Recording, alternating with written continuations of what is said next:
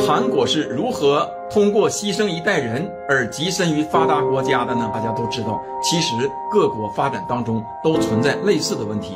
我们今天看韩国，还是有一些方面值得我们学习和借鉴。今天先谈到这儿，谢谢大家。 중국인들이 해외로 뜨고 있습니다. 도대체 무슨 일이 벌어지고 있는 것일까요? 중국의 경제 전문가는 중국을 향한 비판을 쏟아내는데요. 大家也都知道，特别是最近这些年，青年失业率往往是社会冲突爆发的一个重要的条件。任何国家只要青年失业率上升，社会冲突一定爆发。 중국은 자주 한국에 대한 이야기를 하길 좋아합니다. 어느 유명 중국인 인플루언서는 한국에 대해 이렇게 이야기합니다.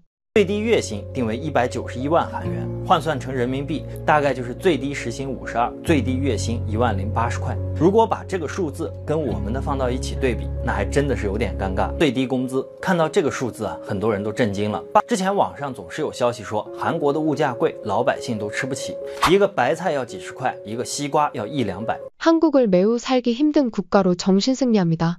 그럼에도 불구하고 현재 중국은 청년 실업률 추정 수치 46.5%, 그야말로 정신나간 수치를 기록하고 있습니다.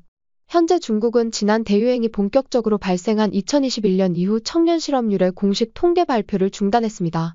사상 최고치를 기록하자 중국 정부에서 대내외적인 비판을 잠재우려 이를 미공개하는 것입니다. 마지막으로 발표된 지난 2021년 6월 중국의 청년 실업률은 21.3%로 중국의 전문가들은 현재 중국의 실질 실업률이 46.5%에 이를 거라는 충격적인 분석을 내놓았습니다. 이 때문일까요? 중국인들의 한국으로의 이민 문의가 급증하는 사태가 벌어지고 있다고 하는데요. 大家好，我是 M 叔。你知道吗？想要移民韩国，竟然只要存钱就可以了。把一笔钱存入韩国当地的银行呢，一家人就可以快速合法的拿到韩国身份。可以说，目前韩国存款移民是目前全球移民项目里边最快的一种方式了。 실제로 중국인 이민자가 가장 많은 국가 탑3는 미국, 한국, 일본 세 곳이라고 하는데요. 특이한 사실은 중국인들이 두 번째로 선호하는 이민국이 대한민국이라는 것입니다. 미국의 경우 자유로워 경제적 부를 추구하기에 좋은 점을 고려해볼 때 이해가 가더라도 한국이 2위라는 점이 다소 의아하다는 생각이 드는데요. 이에 대해 경제 전문가들은 중국인의 한국 이민의 가장 큰 이유를 건보료로 꼽았습니다. 실제로 중국 내에서는 한국 국민보험 건보료 본전 뽑기와 같은 영상들이 수십만 조회수를 기록하며 대한민국 국민들의 공분을 사고 있는데요.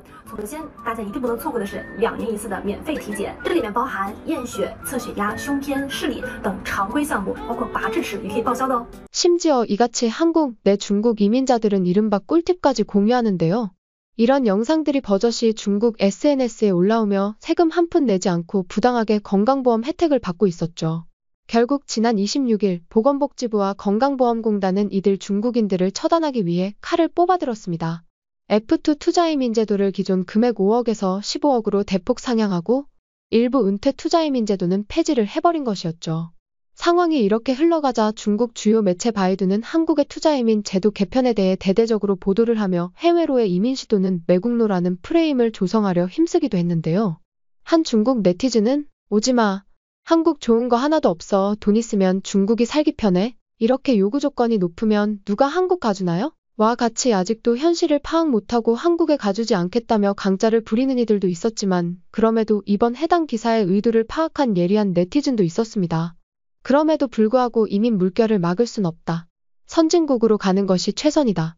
며 이 기사가 쓰여진 진짜 의도에 대해 지적하기도 했습니다. 결국 대한민국 법무부의 이 같은 조치로 인해 건보료만 타먹으려는 일명 얌체족들이 한국으로 이민하는 경우는 일단락됐습니다.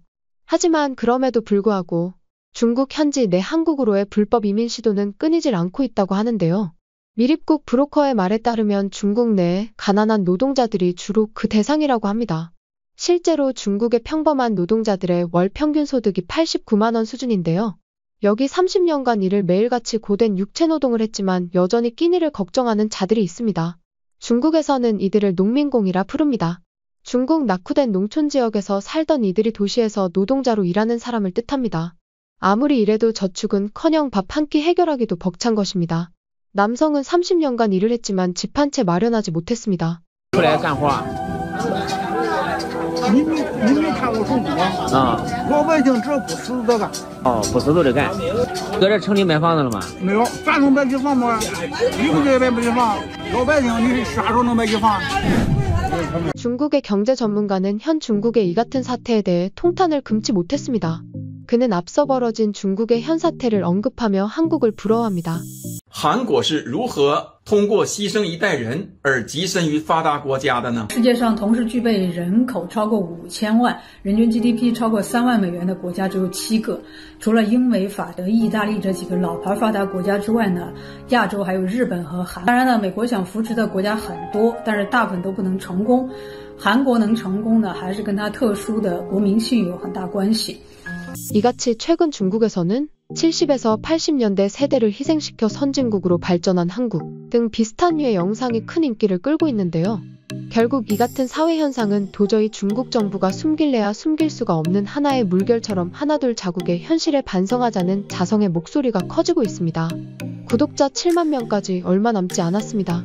구독 한 번씩만 해주시면 채널 운영진의 입가에 미소가 번질 것 같습니다. 구독 정말 감사합니다.